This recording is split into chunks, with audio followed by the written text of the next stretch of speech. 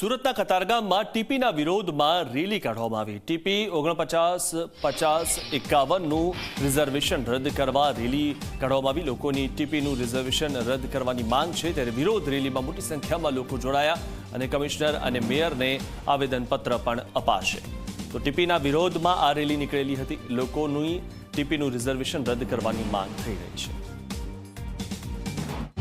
અમે ટીપી 49-50-51 પીડિત પરિવાર સમિતિ દ્વારા આજરોજ સુરત મહાનગરપાલિકાની કચેરીએ આવેદનપત્ર આપીને રજૂઆત કરવા માટે આવ્યા છે કે કતારગામ વિસ્તારના 1 લાખ લોકોને અસર કરતો ખૂબ જ આ ગંભીર પ્રશ્ન છે।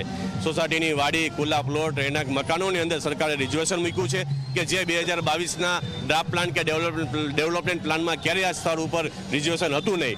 તો આ રાતોરાત રિઝર્વેશન મૂકવામાં જે આવ્યું છે તે રદ કરવામાં આવે એવી અમારી આજે રજૂઆત કરવા માટે આવ્યા છીએ। અમારે એવું છે કે 2004માં કોઈ રિઝર્વેશન નહોતું, અચાનક અમારે લાગી ગયું છે। અમે 1 વર્ષ પહેલા જ્યારે સ્લેબ લેવાનો ચાલુ કર્યો ત્યારે રાતે એ લોકો ચેક કરી ગયા, સવારમાં આવીને આખો સ્લેબ ધરાશાયી કરી ગયા હતા।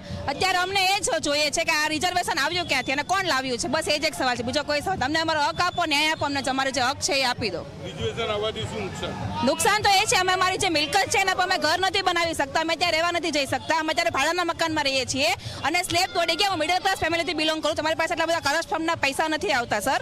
એટલે અમારે કહેવાનો મતલબ અત્યારે એ છે કે ઘર વિહોણા થઈને ફરીએ છીએ, ભાડાના મકાનમાં રહીએ છીએ, અમારી જે મિલકત છે ખરેખર જે જગ્યા છે ત્યાં મકાન બનાવી નથી શકતા, ત્યાં રહેવા નથી જઈ શકતા અમે।